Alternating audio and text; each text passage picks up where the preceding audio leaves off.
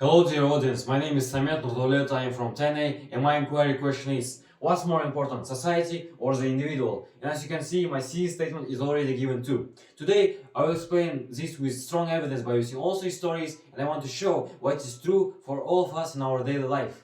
And it's clear for everyone that these stories teach us one precious lesson about the real world. That society always wins, and that's what keeps us safe. And let me take a moment to emphasize that this thesis is based on a deep analysis of how society's rules are unstoppable, and even if they hurt people, it's the key to understanding the human condition, where individual pain serves a greater good. The picture of the balance scale where the crowd on one side and the one alone person on another, surrounded by that crowd, visually shows how society is more heavier and more powerful, making my idea easy to understand and more convincing. The topic fits the global context of identities and relationships perfectly. Imagine how society's rules change who we are and how we connect with others. And it's not just a simple idea, but a deep look into how our sense of self is shaped by the group around us. There's also explorations like self-esteem or moral reasoning make us ask, is it even right to put group rules above personal feelings? And for example, do we lose part of our self-worth when we follow society's path? The key concept is relationships. Society breaks personal wounds, but this keeps everything stable and strong. Thus, we must understand this because it shows the human basic condition. People suffer alone, but the group survives. This convinces me that without society's structure, our lives would be chaotic and unsafe, and like a house without walls. The picture of a group circle versus one alone person directly shows clash right away, making my idea easy to remember. And looking into historical background, all three stories come from hard times in history, which prove society's power too. The Sniper is set in the Irish Civil War around 1922 to 23, where brothers killed brothers for political ideas, and it's a real example of how war forces people to choose sides, even if it tears families apart. This shows how war demands loyalty above family. And for example, in My Greatest Ambition is in 1950s in Australia, where kids had to choose serious jobs after the war to help the country to grow. Think about how economy recovery meant everyone that they had to put national needs first, leaving little room for personal hobbies and childhood, of course. And talking about Lamb to the Slaughter is in the 1950s in Britain or America, where housewives had to be perfect and divorce ruined reputations. This era was all about keeping family images clean to fit social norms, and you can see how these times forced people to follow rules, and it's the same today, where history teaches us that society survives by controlling individual choices. The three pictures, a war skin, 1950s classroom, and the housewife in the kitchen, bring these historical moments to the life back, helping us feel how society's power was real and strong back then. And starting with my first point is about destruction of personal relationships. And society really destroys personal relationships, but this is necessary for order, and it's clear that no one can stop it. For example, in The Sniper, the war forces the sniper to shoot. Is a phrase like, then the sniper turned over the dead body and looked into his brother's face. This breaks the strongest family bond, but the war continues because the loyalty to the group is more important than the family, and without it, the whole nation would fall into disorder. In The Lamb to the Slaughter, the husband says, it's going to be a big shock to you and it wouldn't be a very good for my job. And we can see that he immediately chooses work over his pregnant wife, and therefore love loses, but society's rules about reputation win, as jobs like police must stay respected to keep law in place. And in My Greatest Ambition, everyone says like, he will grow out of it, he will grow out of it. And the end, boy gives up and admits, the only thing that was ever real to me, I had grown out of it. Of course, parents win because a normal future helps the family. This shows how society's expectations for stability crush personal connections, but it's essential for long-term survival. The broken heart chain here symbolizes these destroyed bones, making the destruction feel real and emotional too. And why even relationship lose? Because society needs order more than personal love. Imagine if the sniper stops the war for his brother. chaos would happen and the country would lose everything without a sniper. And Mary's murder doesn't change the police. The system would stay strong without her to protect everyone too. The boy's sadness doesn't change the school. That doesn't really change the school. He must follow for a better future. This convinces me that the bond is small and the group must survive, and that's why society always comes first in the end. The picture of a crowd marching shows society's unstoppable movement forward and proving that individual relationships cannot stop the larger force.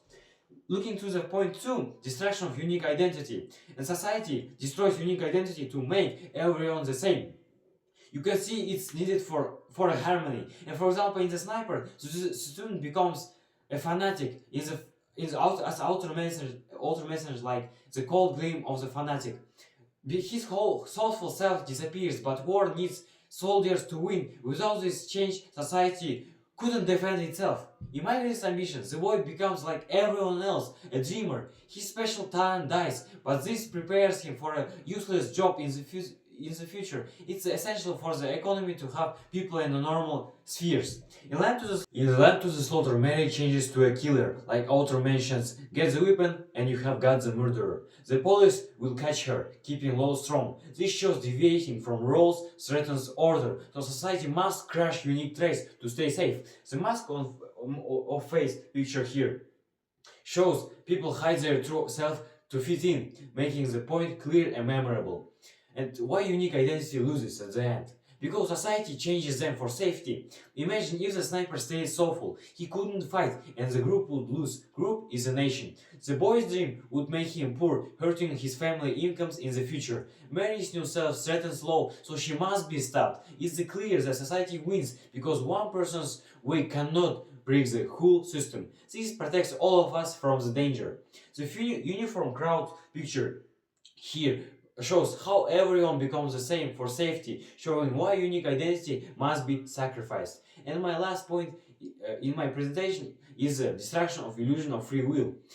Society destroys the illusion of free will, showing choices are fake. This is unexpected but true.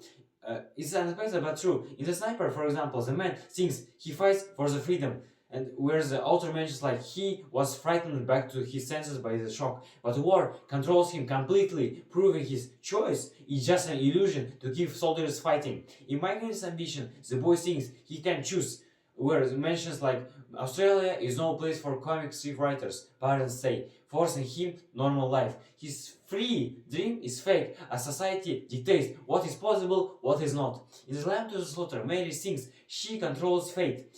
But the phrase, whoever did it, he can carry a weapon that big around with him. But law will win in the end.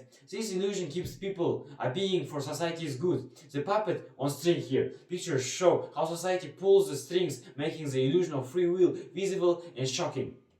And why free will loses at the end? Because choices are illusion society control for survival. Imagine if the sniper choose peace, war would have lost and society destroyed. Boy choose dream, no job, family suffers. And Mary choose murder, caution and law stays strong. This convinces me society is right to guide us. It's the only way to avoid total chaos. The maze with no exit here picture illustrates trapped choices, proving society always leads the way for everyone's benefit.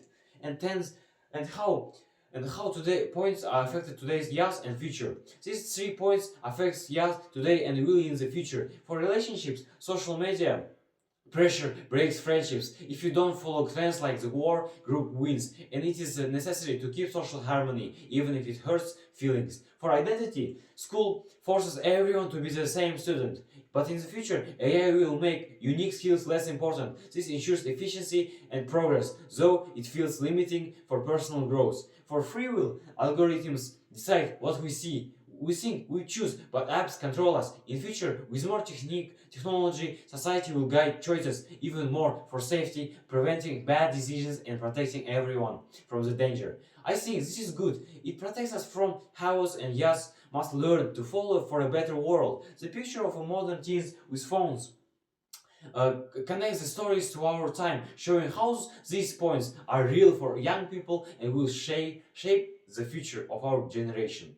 And looking for the real life examples, American Civil War from 1861 to 65 shows brothers versus brothers. Soviet Union of 1920 to 50s shows dreamers of for state. In 1950s marriages, women stay for reputation. These examples proves the stories are true in history, and they already have been showing that these topics are always in demand, and that and so, in conclusion, to sum up, across the all story society destroys, but for good reason. I think society protects all of us. These stories make us audience feel the pain of losing relationships, identity, and freedom, but they also show how society's rules are necessary to avoid chaos. In the end, they convince us that individual suffering serves the greater good, leaving us to question our own choices. Society is more important than individual. The strong group chain picture here shows unbreakable power, ending the presentation on a powerful note. And here's my reference list. Thank you for your attention. Goodbye.